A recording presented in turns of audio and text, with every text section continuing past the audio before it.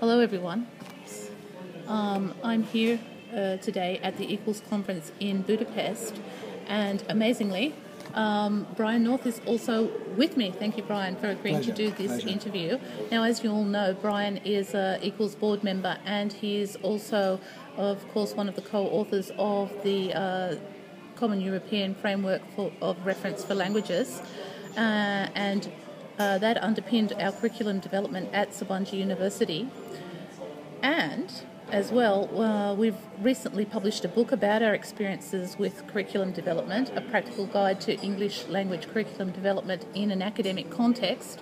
And Brian has agreed to tell us his thoughts about the book. He's had a look at it. And Brian, what did you think of it? Well, I think it's a really good, it's got a lot of really good ideas and concepts in it. And the first point I'd like to make it is not just an EAP book. It's the sort of the CLIL, the more focused approach in CLIL and EAP comes over very strongly. Yes. But I think that this could be applicable to a much wider audience or series of contexts. It's a very good example of a sort of a switch from applied linguistics to defining this in a curriculum, and also have very practical instruments about how to put it into practice. What I particularly like about it is that it is not a book full of prose. It's not pages and pages of waffle. What you have are bullet points, key issues to think about, which are very well formulated, and then lots of artifacts. It's difficult to, artifacts in the sense of things you can photocopy presumably and use. Exactly.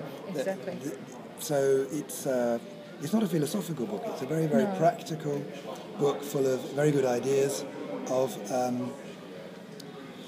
ways of organising your thoughts as part of the process of helping the students to organise their thoughts. A few examples. The most impressive one is that there is something which is modestly called categories of short answer questions. Yay! But what it does is it lays out what are the main types of text in the sense of text patterns, patterns you get in text. So definition, comparison, cause, effect, classification. And then there are, for example, questions, but there are typical question frames, model answers, typical text structure, and examples of the language used.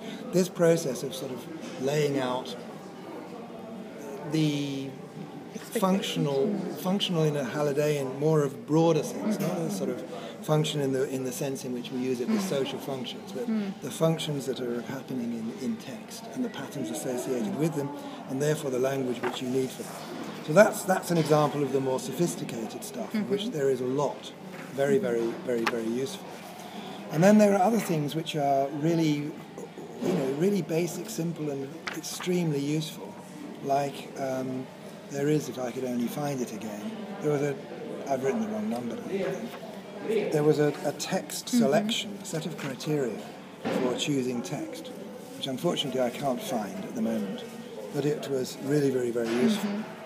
And there's a strong emphasis in the book on learner training, obviously, we talk about frames and things, but sensible advice to the learner. Like there's a document 6.4, Keys to Success, for students in foundation development, things to keep in mind when you're doing things, which is related to this concept of an independent language learner profile. I can remember back in the 80s starting the learner, in one of the special interest groups in our TEFL, the Learner Independence Group, and at the beginning wanting to do a profile of the good language learner.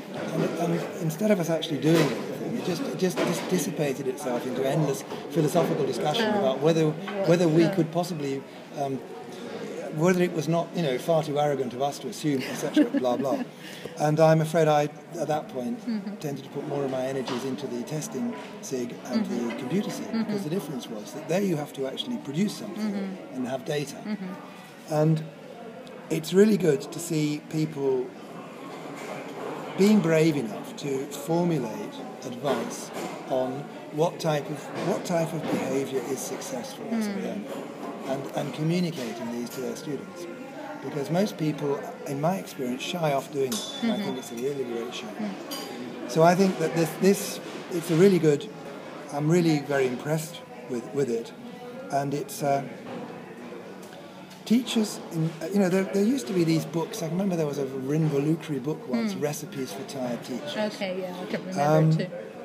There is an element of which reminds me of that in this book, in that there are lots of things which are very simple, one-page overviews of important points. Yeah. You don't have to read chapters.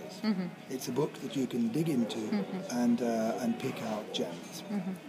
Wow, Brian, thank you so much. And folks, you heard it here. It's practical, it's sensible, full of gems. Thanks so much, Brian. Pleasure.